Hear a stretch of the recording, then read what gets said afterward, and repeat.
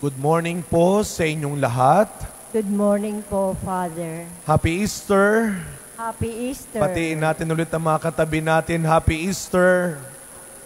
At sa ating mga kapatid sa online, kasama natin, Happy Easter po sa inyo at sa inyong mga pamilya. Isa lang ang masasabi natin, buhay ang Diyos. Amen. Isang malakas na palakpak ulit para sa ating buhay na Diyos.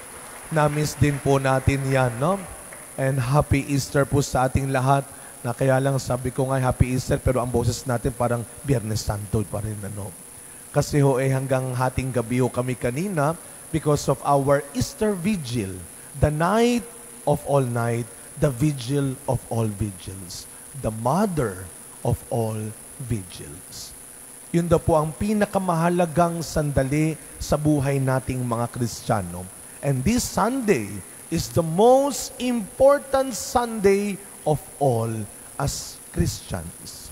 Para sa atin, ito po ang pinakamahalagang araw, ang pinakamahalagang linggo. Kaya napakaganda po ng ating entrance song, ng ating salmo, "This is the day that the Lord has made." We truly rejoice. Ito yung araw na ginawa ng Diyos. Baka sabihin nyo, yung Monday ba hindi ginawa ng Diyos, Father? Yung Wednesday hindi ginawa ng Diyos? Remember that today we celebrate the victory of Christ. And His victory is our own victory. Sapagkat yung lumang tipan, kagabi maikwento lang sa mga hindi na po nakapagsimba kagabi sa ating Easter Vigil. And if you remember in the past years, if you had attended the Easter Vigil, baka siguro din na kayo umatin, ako napakahaba, napakatagal. Binuo pa yung lahat ng readings because there are times that we can only have the 5. But last night, tinodo natin, we have the 8 readings. Kaya niloloko ko yung mga nagsimba kagabi. Sa unang pagbasa, kaya pa. Pangalawang pagbasa, pumupungay-pungay na ang mata. At pagdating ng ikapitong pagbasa, matagal pa ba talaga?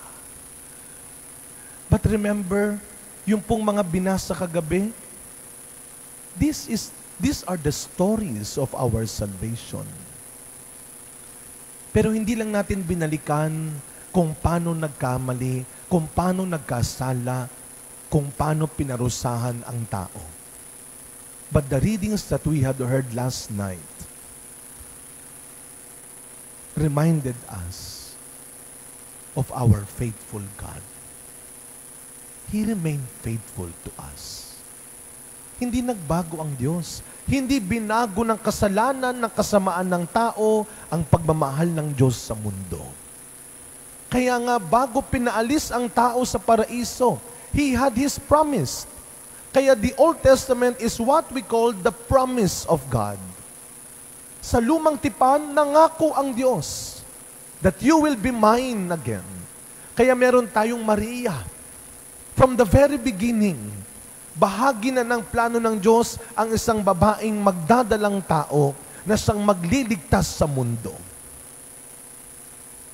Dadalhin niya sa kanyang sinapupunan ang ating kaligtasan.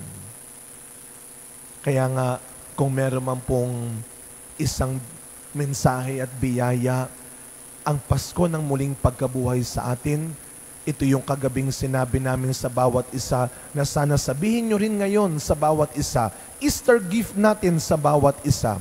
Sabihin natin sa katabi natin, may pag-asa ka pa. Bakit parang wala na ho kayong pag-asa sa katabi ninyo? Naku, Father, ang tagal na. May pag-asa pa ba talaga ito? Kung ikaw nga ang tingin ng Diyos, may pag-asa ka pa, yung katabi mo pa kaya? In the eyes of God, sa mata ng Diyos, nabubuhay tayo hindi bilang mga taong punong-puno ng kakulangan, ng kahinaan, ng kapintasan. Araw-araw, tinitignan ka ng Diyos na punong-puno pa rin ng kakayahan. Kaya nga itong araw na ito mahalaga. Pagkatapos ng 40 days of prayer, fasting, almsgiving. Yung pong mahaba nating pagdarasal, nagbisita iglesia ka pa, nag-Stations of the Cross tayo ng ilang biyernes.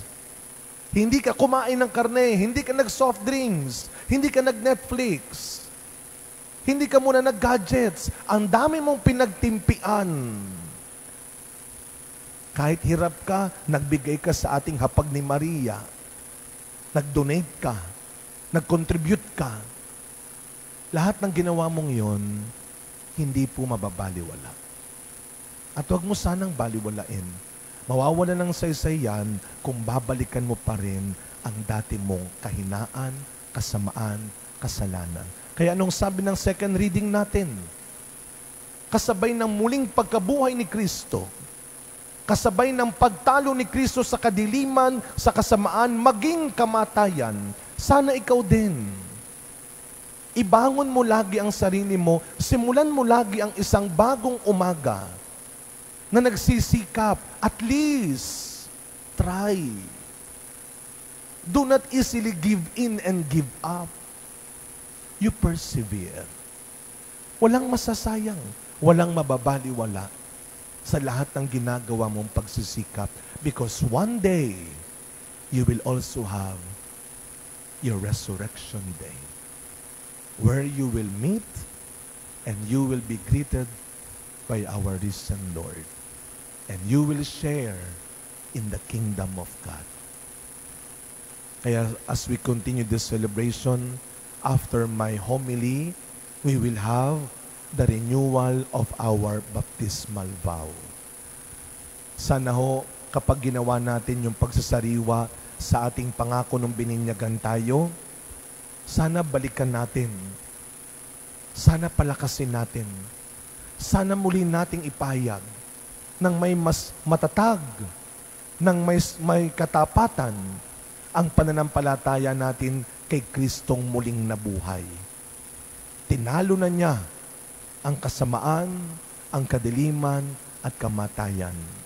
Wala na siyang hindi pa kayang gawin para sa iyo. This day is the day that the Lord has made for us. We celebrate, we glorify our risen Lord. Amen.